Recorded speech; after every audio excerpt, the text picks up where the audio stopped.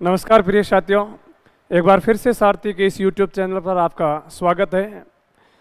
अपन सामान्य परिचय पढ़ा राजस्थान का और राजस्थान ज्योग्राफी का सेकंड टॉपिक आज अपन स्टार्ट कर रहे हैं, जिसका नाम है राजस्थान का भौतिक विभाजन, फिजिकल डिवीजन ऑफ राजस्थान। इस वाले टॉपिक को भी अपन जैसे कि जैसे राजस्थान का सामान्य परिचय कंप्लीट किया है उसी हिसाब से धीरे धीरे पढ़ते चलेंगे और अपन वास्तविक रूप से धीरे धीरे अब ज्योग्राफी वाले पोर्शन के अंदर कंप्लीटली प्रवेश कर रहे हैं।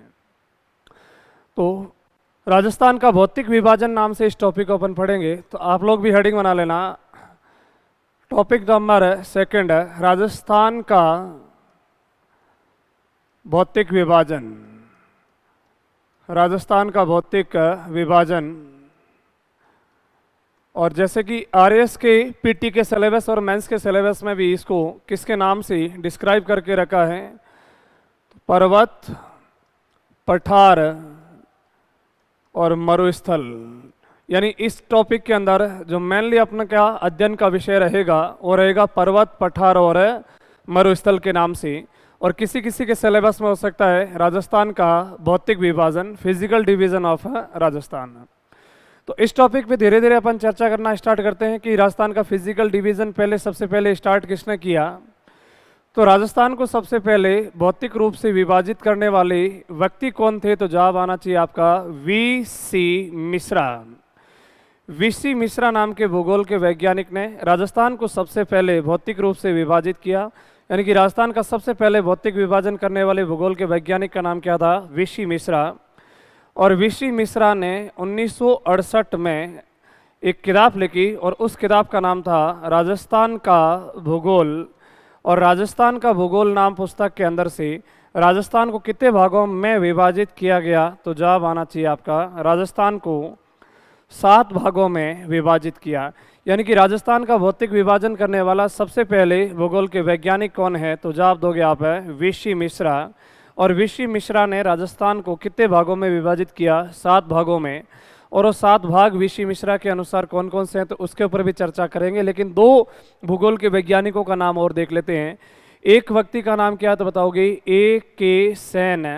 ए.के. सेन नाम के भूगोल के वैज्ञानिक ने भी राजस्थान को 1968 में भौतिक रूप से विभाजित किया। और एक व्यक्ति का नाम है प्रोफेसर रामलोचन सिंह। प्रोफेसर रामलोचन सिंह।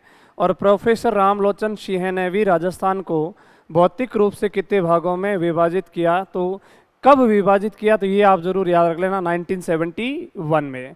यानी कि राजस्थान को भूगोल का भौतिक विभाजन करने वाले 3 वैज्ञानिकों का नाम जुड़ा है। वी.सी. मिश्रा का नाम जुड़ा हुआ है, ए.के. सेन का नाम जुड़ा हुआ है और प्रोफेसर रामलोचन सिंह का है। वी.सी. मिश्रा सर के अनुसार राजस्थान के 7 फिजिकल डिवीजन कौन कौन से हैं, तो उनके ऊपर एक बार अपन देख लेते हैं कि कौन कौन से हो जाएंगे। तो वी.सी. मिश्रा के अनुसार राजस्थान के 7 भौतिक खंड, सबसे पहला जहां बहुत कम वर्षा होती है, तो इसको वी.सी. मिश्रा ने किस नाम से संबोधित किया, तो बताओगे शुष्क प्रदेश।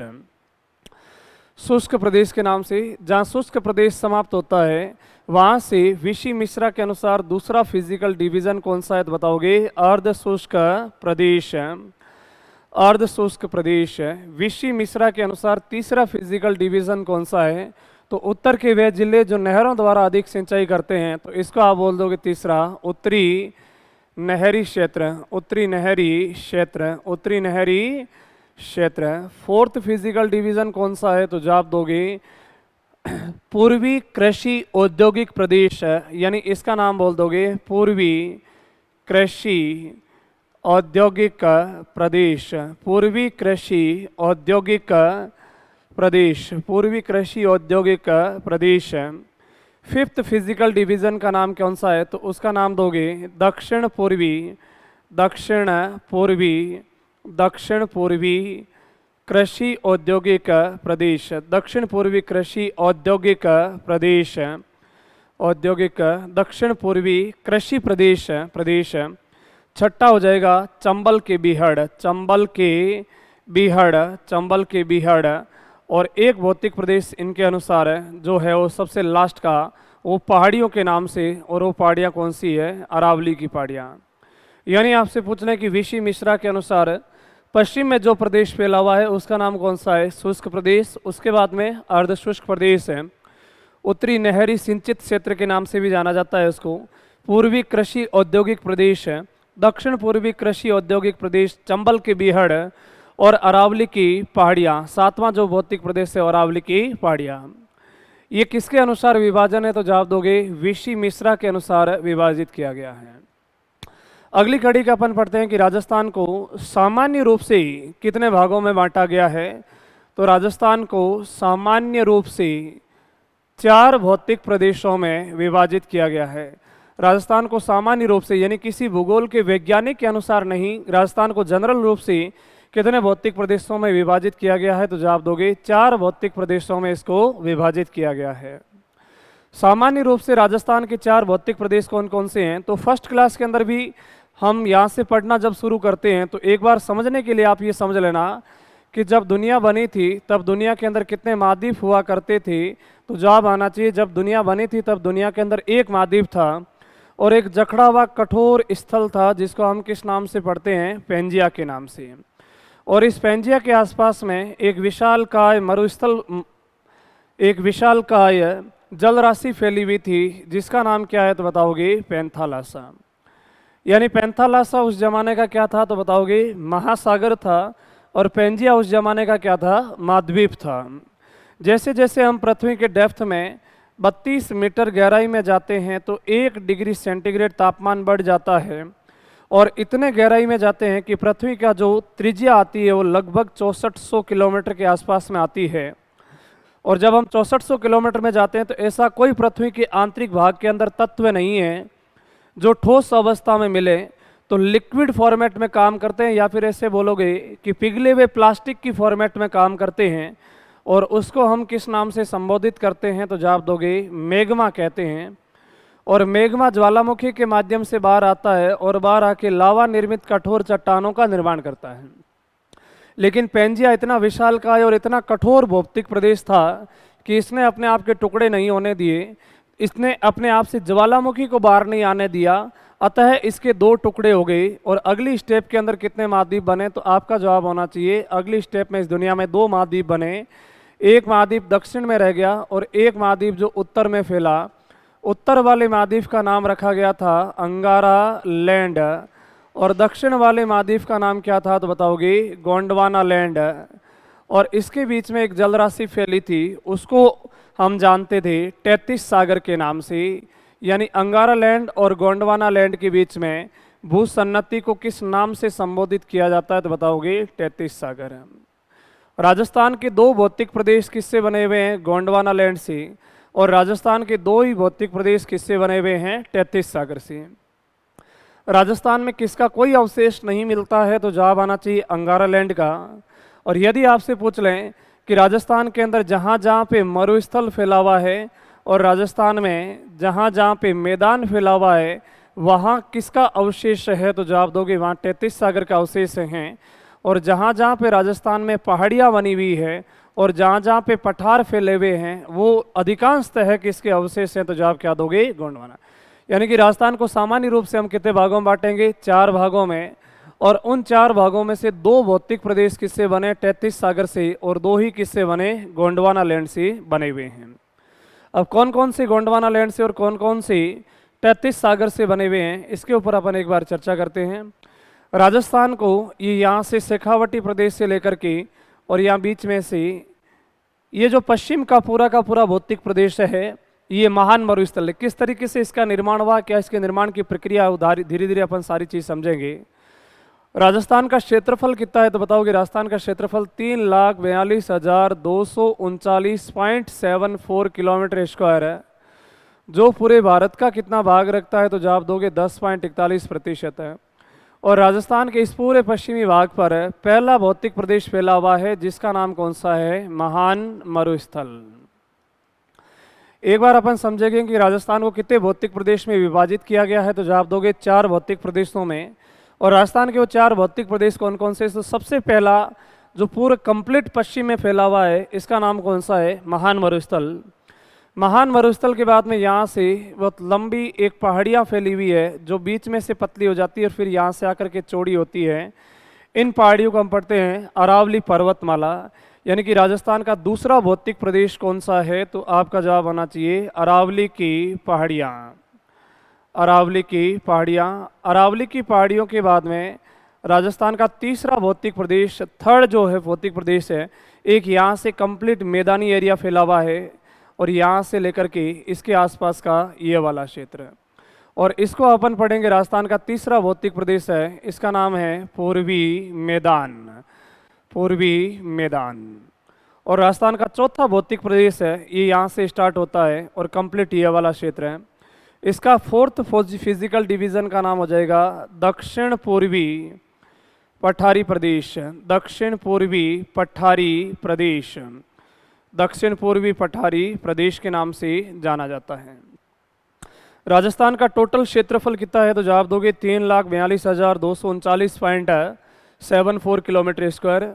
पूरे राजस्थान के 61.11% भाग पर क्या फैला हुआ है, तो जवाब दोगे मरुस्थल फैला हुआ है।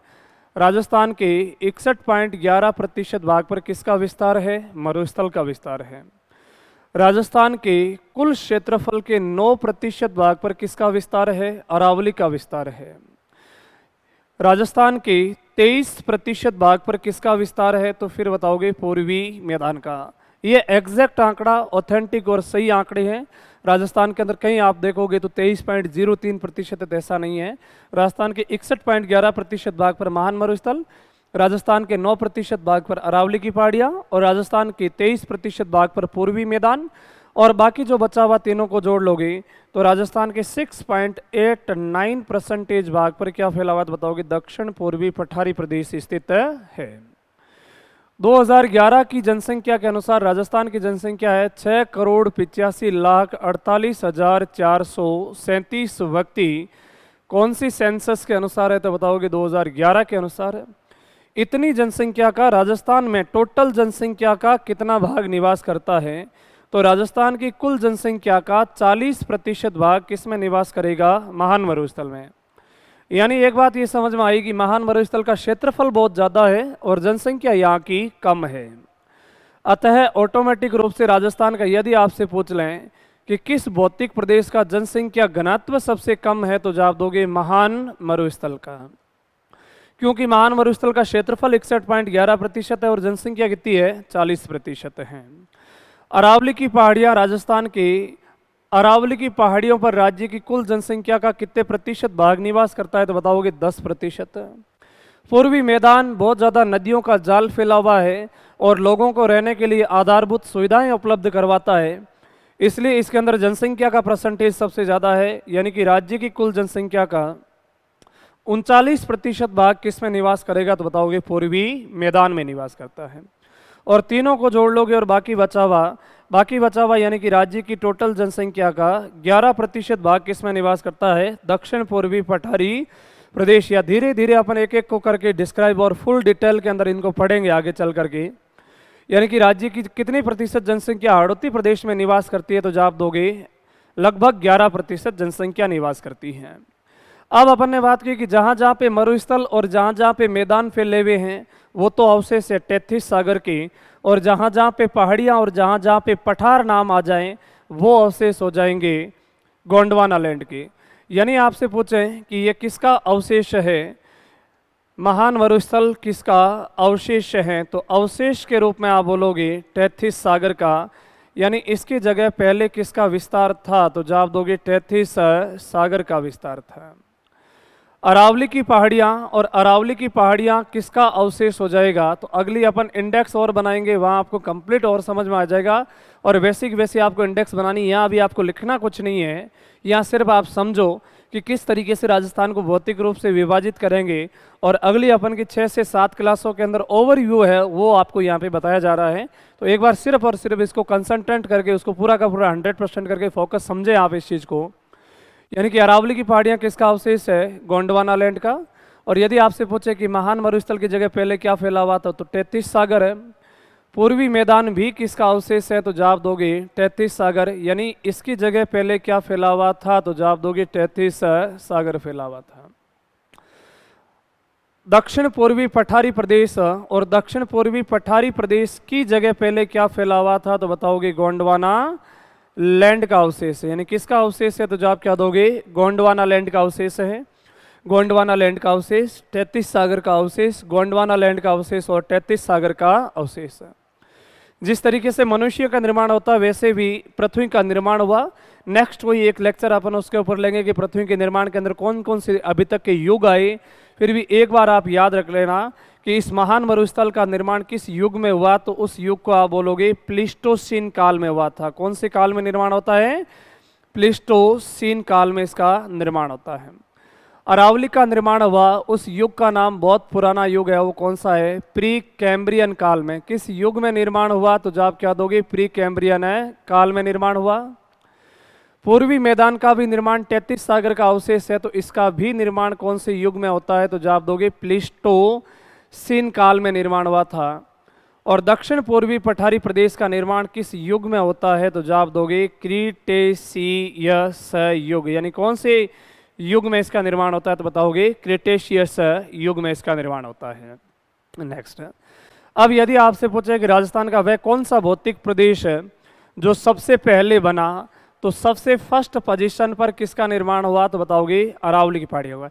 इवन आगे जाके अपन पढ़ेंगे कि विश्व की सबसे प्राचीनतम पर्वतमाला कौन सी है, तो बताओगे अरावली की पहाड़ियाँ। यदि आपसे पूछ लें कि दूसरे पोजीशन पर किसका निर्माण हुआ, तो राजस्थान का सेकंड नंबर पर जो भौतिक प्रदेश बना उसका नाम है दक्षिण पूर्वी पठारी प्रदेश है। राजस्थान का तीसरे नंबर पर यानी कि थर्ड पोजीशन पर किसका निर्माण हुआ, तो बताओगे पूर्वी मैदान का। और फोर्थ पोजीशन और या फिर कहोगे सबसे लास्ट में किसका निर्माण होता है, तो बताओगे महान मरुस्थल का। यानी कि ये चीज़ आपके सामने बहुत इंपॉर्टेंट है। एक बार इसको पुनः समझ लेते हैं और उसके बाद में एक इंडेक्स बनाते हैं और फिर धीरे धीरे पढ़ के आगे चलते हैं अपन। राजस्थान को भौतिक रूप से कितने भागों में बांटा, तो आपका जवाब होना चाहिए कितने भागों में, 4 भागों में। सबसे पहला भौतिक प्रदेश कौन सा अपन ने पढ़ना शुरू किया, महान मरुस्थल, दूसरा अरावली की पहाड़ियाँ, तीसरा पूर्वी मैदान और चौथा दक्षिण पूर्वी पठारी प्रदेश है। राजस्थान का कुल क्षेत्रफल कितना है, तो बताओगे 3,42,239 और राजस्थान की टोटल जनसंख्या कितनी है, तो 6,85,48,437 है 2011 की जनगणना के अनुसार ऐसा था। महान मरुस्थल का निर्माण किस युग में होता है, प्लीस्टोसीन काल में। अरावली का निर्माण प्री कैम्ब्रियन काल में, पूर्वी का निर्माण प्लीस्टोसीन काल में और दक्षिण पूर्वी पठारी प्रदेश का निर्माण भी किस युग में हुआ, क्रिटेशियस काल में। महान मरुस्थल किसका अवशेष यानी इसकी जगह पहले क्या फैला हुआ था, 33 सागर है। पूर्वी मैदान की जगह भी पहले क्या फैला हुआ था, 33 सागर है। अरावली की पहाड़ियों की जगह पहले क्या फैला हुआ था, गोंडवाना लैंड। और दक्षिण पूर्वी पठारी प्रदेश की जगह पहले क्या फैला हुआ था, गोंडवाना लैंड। विश्व की सबसे प्राचीनतम पर्वतमाला कौन सी, अरावली। तो राजस्थान का पहला भौतिक प्रदेश कौन सा बना, अरावली। राजस्थान का दूसरा भौतिक प्रदेश कौन सा बना, तो दक्षिण पूर्वी पठारी प्रदेश, यानी गोंडवाना लैंड। और गोंडवाना लैंड के जो अवशेष है वो सबसे पहले बने।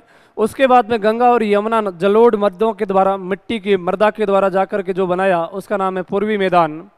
और सबसे लास्ट में जो बना उसका नाम है महान मरुस्थल। तो अब धीरे धीरे करके एक बार मैं इंडेक्स बना देता हूँ और आप उसी इंडेक्स के आधार पर उसी इंडेक्स को अपने बना लीजिए और फिर इसी इंडेक्स को अपन आगे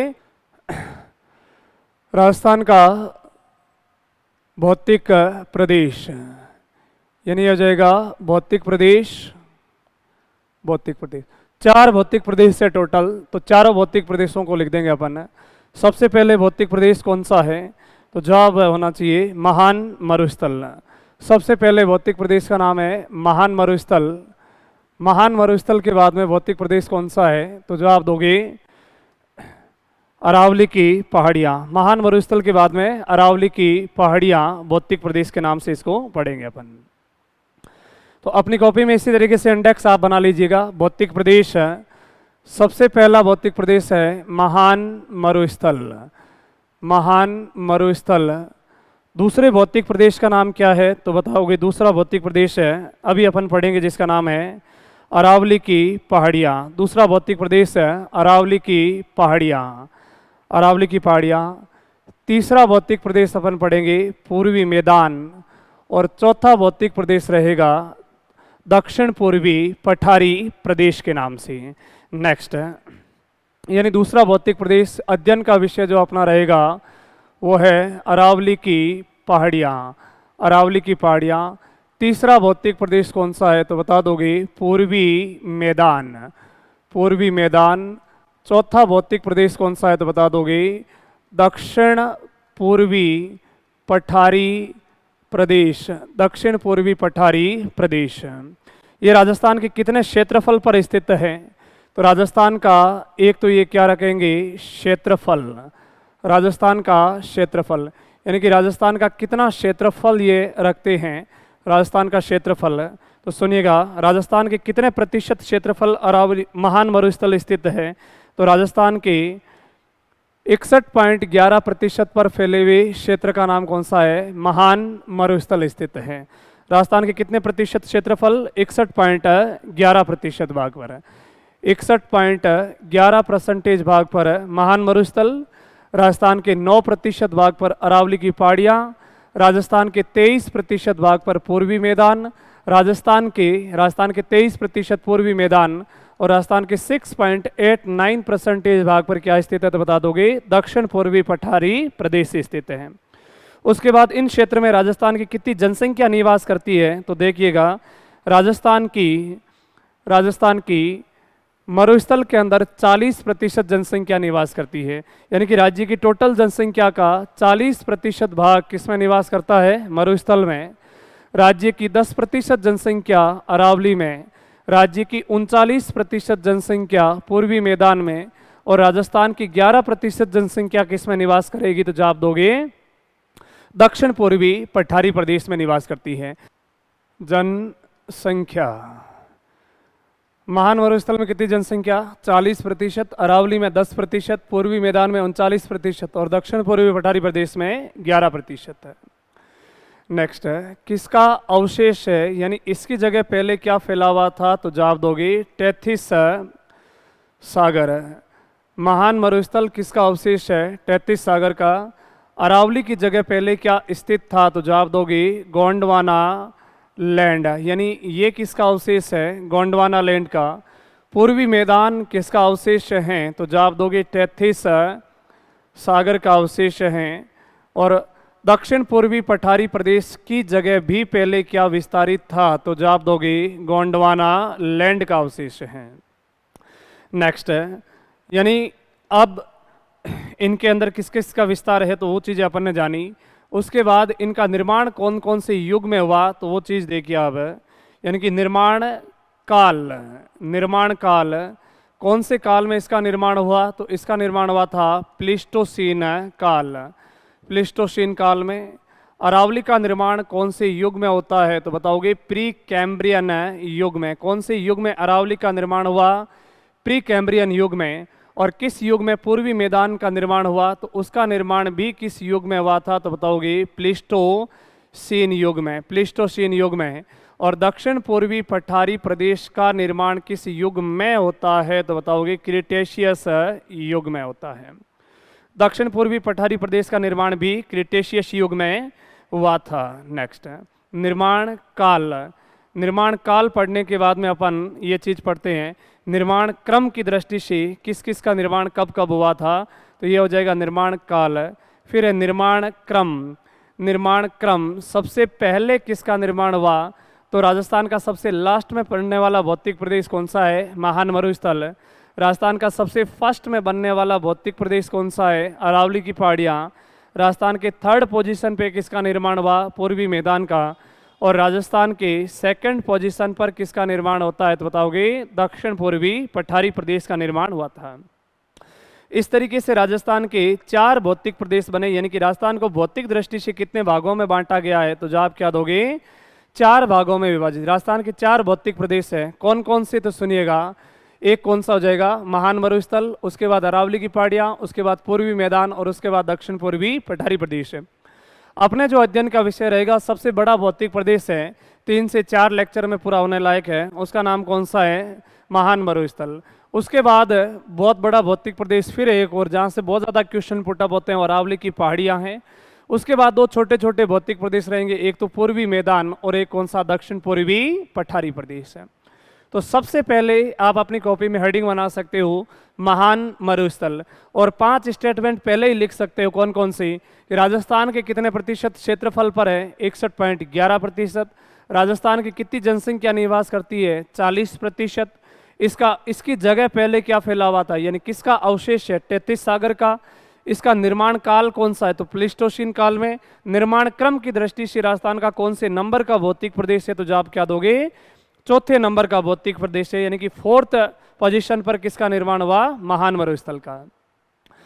हेडिंग बना लेना, महान मरुस्थल। और राजस्थान की इस पश्चिमी दिशा के अंदर कंप्लीटली यहाँ से जो मरुस्थल फैला हुआ है उसको हम बोलते हैं महान मरुस्थल के नाम से इसको संबोधित किया जाता है, महान मरुस्थल। हेडिंग के रूप में राजस्थान का पहला भौतिक प्रदेश अपन पढ़ेंगे महान मरुस्थल, महान मरुस्थल। और महान मरुस्थल यदि आपसे पूछें कि राजस्थान के कितने प्रतिशत भाग पर, तो वही चीज़ अपन ने इंडेक्स वाली देखी, वो एज इट एज वापस पहले याद कर लोगे। 61.11। राजस्थान की कितनी जनसंख्या? तो जवाब दोगे 40%। किसका अवशेष? तो इसकी जगह पहले क्या फैला हुआ था? टेथिस सागर। इसका निर्माण कौन से युग में हुआ? तो बता दोगे प्लीस्टोसीन काल में। यानी किस काल में इसका निर्माण हुआ? प्लीस्टोसीन काल में। और निर्माण क्रम की दृष्टि से राजस्थान का कौन से नंबर ऑफ सीक्वेंस के हिसाब से कौन से नंबर का भौतिक प्रदेश है? चौथा भौतिक प्रदेश ये रहता है। महान मरुस्थल भारत के कितने राज्यों में फैला हुआ है? तो जवाब आना चाहिए विश्व के कितने राज्यों में फैला हुआ है? तो विश्व के 2 देशों में फैला हुआ है। और भारत के कितने राज्यों में फैला हुआ है? तो बताओगे भारत के 4 राज्यों में विस्तारित है। भारत का इधर एक पड़ोसी देश है और इस देश का नाम कौन सा है? तो बता दोगे पाकिस्तान। और ये देश कौन सा है? तो बताओगे भारत। महान मरुस्थल विश्व के कितने देशों में स्थित है? तो जवाब दोगे 2 देशों में। एक किस देश में स्थित है? तो बताओगे पाकिस्तान में। और एक किस देश में स्थित है? भारत में। पाकिस्तान में स्थित है वो इसका टोटल 15% भाग है। और भारत में मरुस्थल का कितना प्रतिशत भाग स्थित है? तो बताओगे 85 है। यानी मरुस्थल अपने आप में 100%। महान मरुस्थल कितने देशों में फैला हुआ है? 2। एक इस देश में पाकिस्तान में, एक इस देश में भारत में स्थित है। नेक्स्ट है मरुस्थल का कितना प्रतिशत भाग पाकिस्तान में? 15%। मरुस्थल का कितना प्रतिशत भाग इंडिया में? तो जवाब दोगे 85% भाग है। और मरुस्थल भारत का कोई भी चीज़ अपने आप में 100% होती है तो इसको आप मान के चलिएगा कितना परसेंट है? 100% है। और ये 100% भारत के कितने राज्यों में फैला हुआ है? तो जवाब दोगे 4 राज्यों में। कौन कौन से 4 राज्यों में? भारत के 4 राज्यों में मरुस्थल फैला हुआ है। जवाब दोगे 4 राज्य कौन कौन से हैं?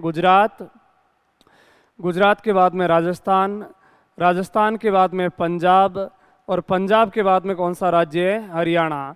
यानी कि भारत के कितने राज्यों में मरुस्थल है? 4 राज्य। कौन कौन सी? गुजरात, राजस्थान, पंजाब और हरियाणा। इन 4 राज्यों में सबसे ज़्यादा मरुस्थल कौन से राज्य में फैला हुआ है? तो जवाब दोगे कौन से राज्य में है? राजस्थान में। दोनों अलग अलग कंडीशन है, याद रखना। राजस्थान का क्षेत्रफल कितना है? 3,42,239.74 किलोमीटर स्क्वायर के कितने प्रतिशत भाग पर? जब के शब्द लगेगा तो जवाब दोगे 61.11% भाग पर क्या स्थित है? मरुस्थल स्थित है। लेकिन यदि आपसे पूछे कि भारत के कितने राज्यों में मरुस्थल है? तो 4 राज्यों में। और इन 4 राज्यों के मरुस्थल का सबसे ज़्यादा भाग कौन से राज्य में है? राजस्थान में। और शुद्ध रूप से फैले हुए मरुस्थल का राजस्थान में विस्तार कितना है? तो 1,75,000 वर्ग किलोमीटर है, या इसको ही आप इंग्लिश में लिख सकते हो किलोमीटर स्क्वायर है। पूरे मरुस्थल का 1,75,000 वर्ग किलोमीटर कौन से राज्य में है? राजस्थान में है। जो पूरे राजस्थान का निकालोगे तो वो परसेंटेज है लगभग कितना आता है? तो जवाब आना चाहिए जो सारा का सारा फैल करके राजस्थान का 61.11% जब किलोमीटर स्क्वायर के रूप में निकालते हो तो आता है 2,09,000 वर्ग किलोमीटर है। लेकिन शुद्ध रूप से राजस्थान में कितना मरुस्थल फैला हुआ है? तो जवाब दोगे कितना फैला हुआ है? 1,75,000। जबकि राजस्थान का 61.11% भाग निकालते हो तो कितना आता है? 2,09,000 है। तो ये शुद्ध रूप वाला मरुस्थलीकृत क्षेत्र नहीं है। मरुस्थल का इतना विस्तार हो सकता है, लेकिन शुद्ध रूप से मरुस्थल कितना है? तो बताओगे 1,75,000। जो पूरे मरुस्थल का लगभग कितना परसेंटेज भाग है? तो बताओगे 75% है।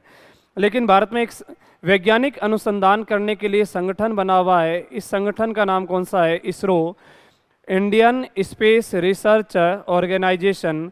और इसकी स्थापना कब होती है? तो बताओगे 15 अगस्त 1969 को। 15 अगस्त 1969 को। इसरो के सैटेलाइट सर्वे के अनुसार मरुस्थल का लगभग 67% भाग कौन से राज्य में स्थित है? तो जवाब आना चाहिए राजस्थान में। सामान्य दृष्टि से देखें कि राजस्थान में मरुस्थल का कितना फैलाव है, तो जवाब दोगे 75। मरुस्थल का कितना प्रतिशत भाग राजस्थान में? लगभग 75% है। उसके बाद दूसरा सबसे ज्यादा मरुस्थल कहाँ पे? भारत में, गुजरात में। और उसके बाद जो विस्तारित होकर के आगे मरुस्थलीकरण होकर प्रसारित होकर गया हो, किन राज्यों में गया है? पंजाब और हरियाणा में गया है। यानी महान मरुस्थल भारत के कितने राज्यों में फैला हुआ है? तो जवाब दोगे 4 राज्यों में फैला हुआ है। और इन 4 राज्यों में अभी अपने काम का एक राज्य, जिस राज्य का नाम कौन सा है? राजस्थान। और राजस्थान के अंदर यहाँ से एक पहाड़ियाँ कंप्लीट फैली हुई है, जो बीच में से पतली हो जाती है फिर वापस आके चौड़ी हो जाती है। इन पहाड़ियों का नाम कौन सा है? तो बताओगे अरावली की पहाड़ियाँ। ध्यान, एक बात आप अभी इतनी याद रखो, बाकी जलवायु वाले टॉपिक में विशेष डिटेल से पढ़ेंगे। मरुस्थल को बनाने में मेन जिम्मेदार भी कौन है? अरावली। और मरुस्थल को आगे फैलने में भी रोकने का काम भी कौन सी पहाड़ियाँ करती है? तो जवाब दोगे अरावली की पहाड़ियाँ करती हैं। महान मरुस्थल की विशेषताएं क्या क्या है? तो इसकी 3 विशेषताएं सुनिएगा। ये विश्व का नवीनतम मरुस्थल है, यानी इससे नया बना हुआ और कोई मरुस्थल नहीं है। या विश्व की सबसे ज्यादा क्या पाई जाती है? तो बताओगे जैव विविधता। दुनिया में सबसे ज्यादा बायोडाइवर्सिटी वाला डेजर्ट कौन सा है? तो यहाँ जवाब दोगे महान मरुस्थल है। और इस महान मरुस्थल की अगली विशेषता यह है कि इसके अंदर विश्व में सबसे ज्यादा क्या निवास करती है?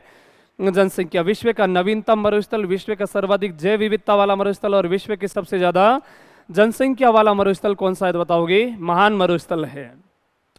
इसके अलावा मरुस्थल की विशेषता क्या है? तो सुनिएगा। राजस्थान के कितने जिलों के अंदर मरुस्थल फैला हुआ है? तो जवाब दोगे राजस्थान के 12 जिलों के अंदर कंप्लीटली मरुस्थल फैला हुआ। राजस्थान के कितने जिलों में मरुस्थल स्थित है? तो 12। उसको आप 2 भागों में बांट सकते हो। 6 जिलों के अंदर मरुस्थल कैसे फैला हुआ है? पूर्णतः। और 6 जिलों में मरुस्थल कैसे फैला हुआ है? तो बताओगे अंशतः फैला हुआ है। 6 जिलों में पूर्णतः वाले कौन कौन से हैं? तो 4 जिले तो पहले वही याद रखो जो रेड क्लिफ रेखा पर है। गंगानगर, बीकानेर, जैसलमेर और उसके बाद में बाड़मेर, फिर जोधपुर और फिर हनुमानगढ़ है। यानी इस जिले का नाम कौन सा है? गंगानगर।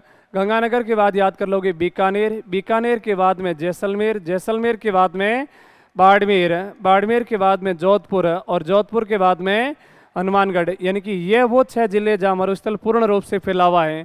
कौन कौन से? तो एक बार बोल दोगे गंगानगर, गंगानगर के बाद में बीकानेर, बीकानेर के बाद में जैसलमेर, जैसलमेर के बाद में बाड़मेर, बाड़मेर के बाद में जोधपुर, जोधपुर के बाद में कौन सा हो जाएगा? हनुमानगढ़। और 6 जिले ऐसे जिनमें राजस्थान में मरुस्थल अंशतः फैला हुआ है। चूरू, सीकर, झुंझुनू, नागौर, पाली और जालोर। तो वो कौन कौन से जिले? तो 3 तो शेखावाटी वाले ही हो जाएंगे। कौन सा होगा? चूरू, चूरू के बाद में सीकर, सीकर के बाद में याद रख लोगे झुंझुनू और झुंझुनू के बाद में याद रखोगे एक जिला जिसका नाम है नागौर, नागौर के बाद कौन सा है? पाली और पाली के बाद एक जिला याद रख लोगे कौन सा? जालोर। यानी राजस्थान के कितने जिलों में मरुस्थल? तो 12। 6 जिले पूर्णतः, 6 जिले कौन से? अंशतः। यही नहीं, मरुस्थल प्रति वर्ष लगभग 1 किलोमीटर, मरुस्थल प्रति वर्ष लगभग 1 किलोमीटर कौन सी दिशा में आगे बढ़ रहा है? तो ये दिशा इसकी हो जाएगी उत्तर। और ये दिशा कौन सी है? तो बताओगे पूर्व। मरुस्थल लगभग 1 किलोमीटर उत्तर पूर्व में आगे बढ़ रहा है। यानी मरुस्थल कौन सी दिशा में आगे बढ़ रहा है? तो जवाब क्या दोगे? उत्तर पूर्व में। और उत्तर पूर्व में मरुस्थल को आगे बढ़ने को ही कौन सा शब्द यूज होता है? तो बताओगे मरुस्थलीकरण। और या फिर इसी को ही किस नाम से संबोधित किया जाता है? तो बताओगे रेगिस्तान का मार्च कहा जाता है। इसे ही रेगिस्तान का मार्च है। इंग्लिश में इसको डेजर्टिफिकेशन बोलते हैं। मरुस्थल उत्तर पूर्व दिशा में आगे जा रहा है और उत्तर पूर्व दिशा में आगे जाकर के कृषि योग्य भूमि को नुकसान पहुंचाता है। कृषि योग्य भूमि किस राज्य में? एक तो पंजाब और कौन से राज्य में?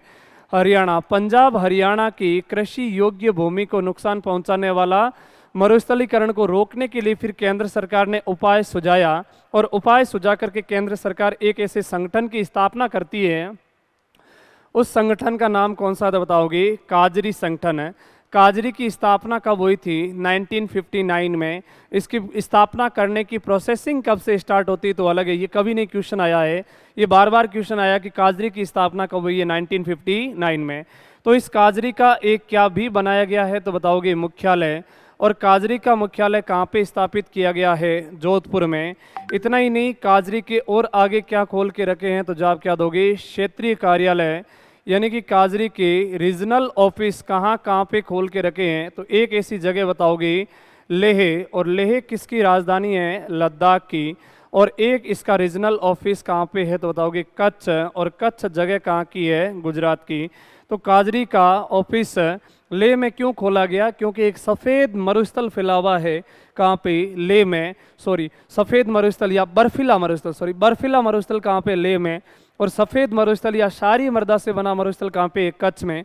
अतः काजरी के क्षेत्रीय कार्यालय लेह, लद्दाख और कच्छ गुजरात में। इसके राजस्थान में रीजनल ऑफिस कहाँ कहाँ पे है? तो एक तो बता दोगे जैसलमेर में। जैसलमेर के बाद इसका एक और रीजनल ऑफिस राजस्थान में कहाँ पे है? बीकानेर में। और एक और इसका रीजनल ऑफिस कहाँ पे है? पाली। यानी काजरी संस्थान का कार्य है कि बढ़ते हुए मरुस्थल को किस प्रकार से रोका जाए, इसके लिए अनुसंधान करने के लिए कौन सा संगठन बना? काजरी। कब बना? 1959 में। मुख्यालय कहाँ पे रखा गया? जोधपुर में। तो इस काजरी का पूरा नाम क्या है? तो वो भी आप लिख देना, CAZRI। सी का मतलब क्या होगा? तो बताओगे सेंट्रल, सेंट्रल। ए का मतलब एरिड, सेंट्रल एरिड। आर का मतलब जॉन, सॉरी जेड का मतलब जॉन। आर का मतलब रिसर्च, रिसर्च। और आई का मतलब क्या हो जाएगा? तो बताओगे इंस्टीट्यूट हो जाएगा। इसी को आप हिंदी में किस फॉर्मेट में लिखोगे? तो बार बार ये सबसे ज़्यादा क्वेश्चन आ जाएगा, काजरी का पूरा नाम क्या है? तो बताओगे केंद्रीय शुष्क, केंद्रीय शुष्क क्षेत्र, केंद्रीय शुष्क क्षेत्र अनुसंधान संस्थान, केंद्रीय शुष्क क्षेत्र अनुसंधान संस्थान के नाम से जाना जाता है।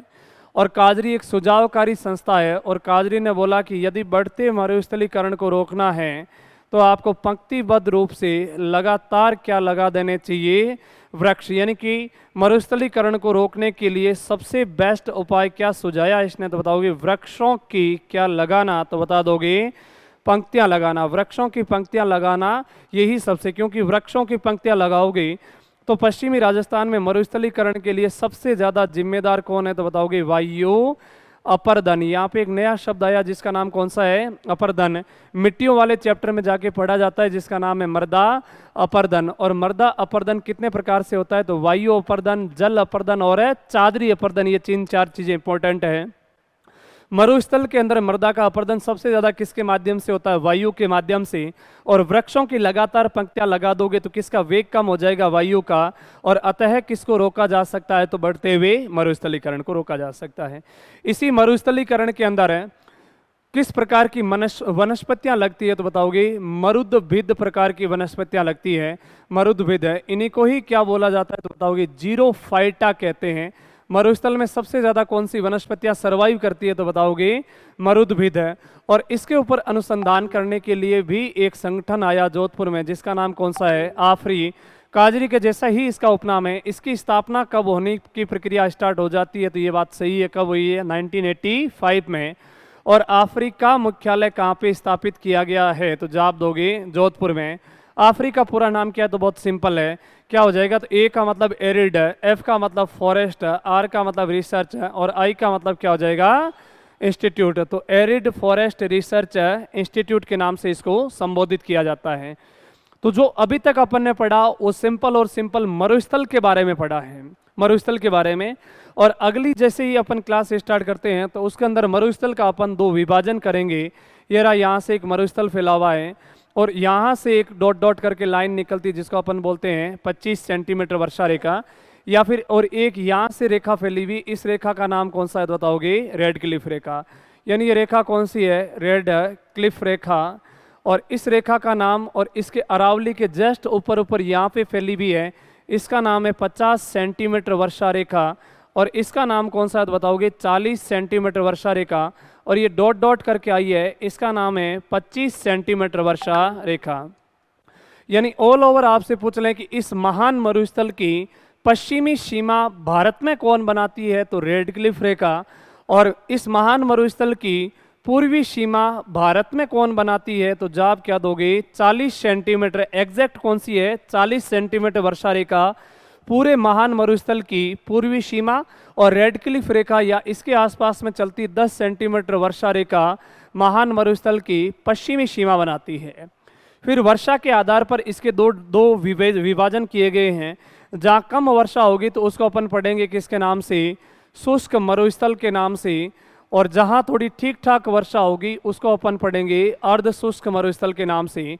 यानी कि राजस्थान को 4 भौतिक प्रदेशों में बांटा और उसकी फर्स्ट हेडिंग अपन पढ़ रहे हैं जिसका नाम कौन सा है, महान मरुस्थल।